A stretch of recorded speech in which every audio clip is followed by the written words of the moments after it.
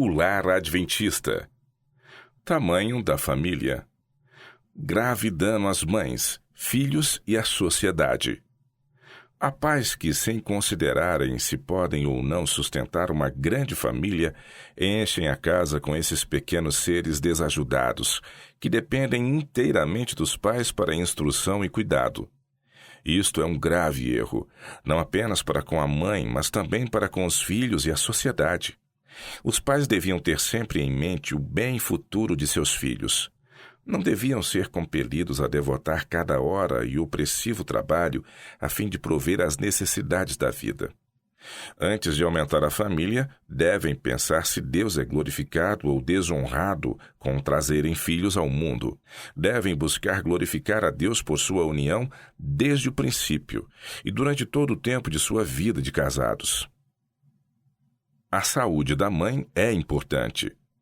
Em vista da responsabilidade que recai sobre os pais, deve ser cuidadosamente considerado se é melhor trazer filhos à família.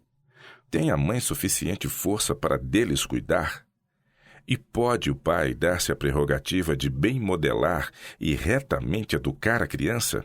Quão pouco é o destino da criança considerado?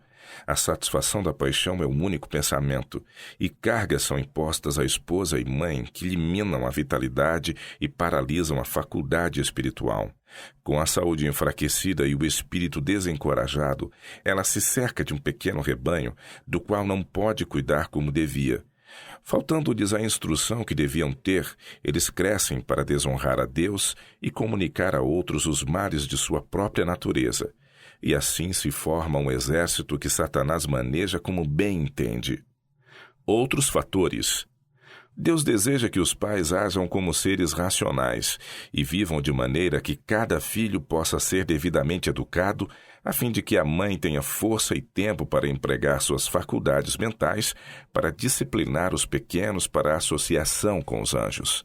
Ela deve ter coragem de desempenhar nobremente sua parte e fazer sua obra no temor e amor de Deus, a fim de que seus filhos se mostrem uma bênção para a família e para a sociedade. O esposo e pai deve considerar todas estas coisas.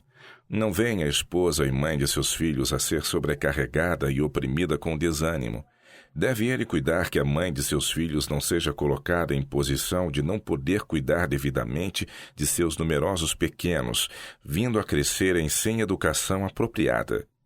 Os pais não devem aumentar a família mais depressa do que possam os filhos serem bem cuidados e educados. Uma criança nos braços da mãe cada ano é para esta grande injustiça. Isto debilita e não raro destrói o prazer social e aumenta as misérias domésticas. Rouba aos filhos aquele cuidado, educação e felicidade que os pais sentem dever propiciar-lhes.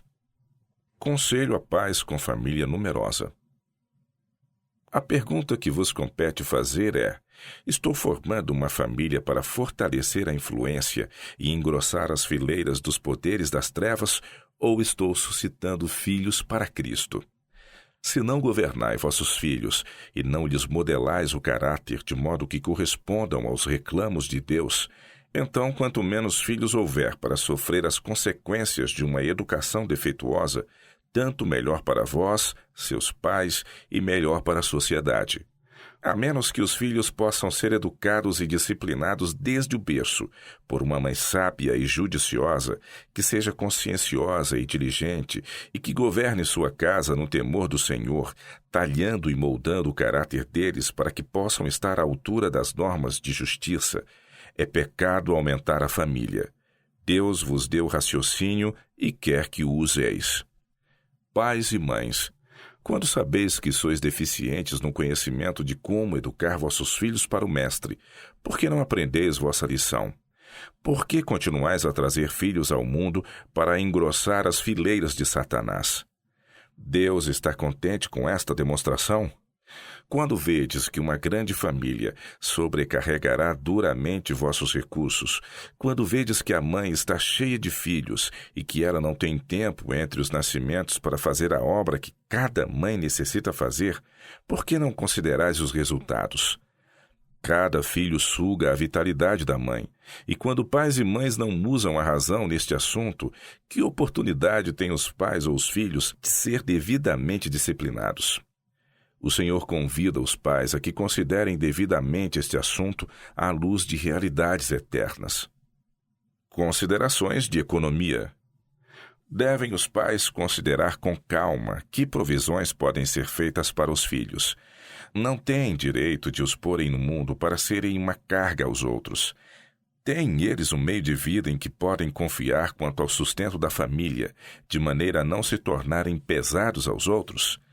Se não o têm, cometem um crime em trazer filhos ao mundo para sofrerem por falta do necessário cuidado, alimento e vestuário.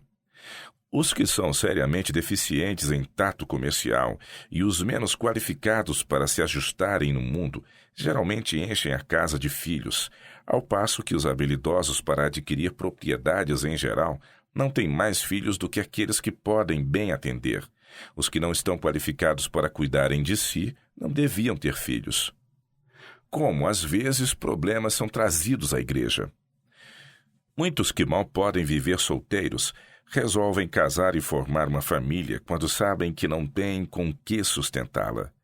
E o que é pior, não têm o governo da família. Toda a sua conduta em família é marcada por hábitos de desleixo. Têm apenas pouco controle de si mesmos e são irascíveis, impacientes, mal-humorados. Quando estas pessoas abraçam a mensagem, consideram-se habilitadas à assistência de seus irmãos mais afortunados.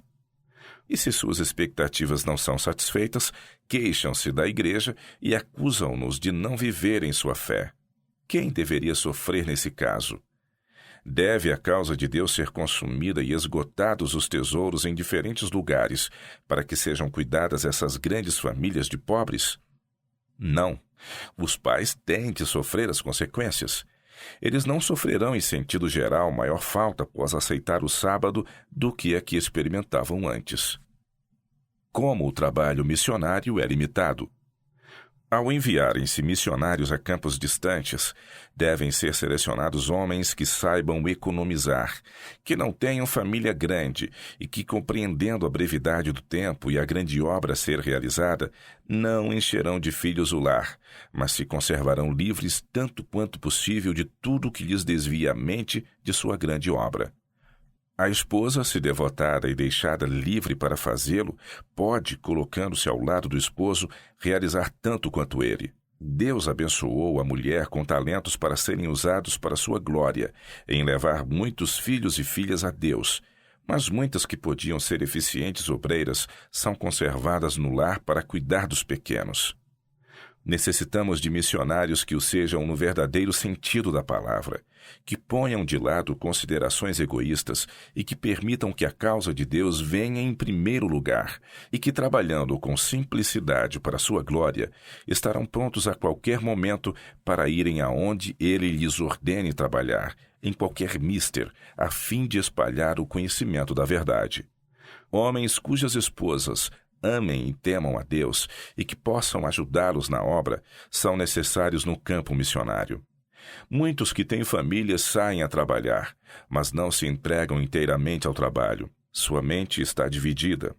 Esposa e filhos afastam-nos do trabalho e não raro conservam-nos fora do campo em que poderiam entrar, não fosse o pensar em que precisam estar perto do lar.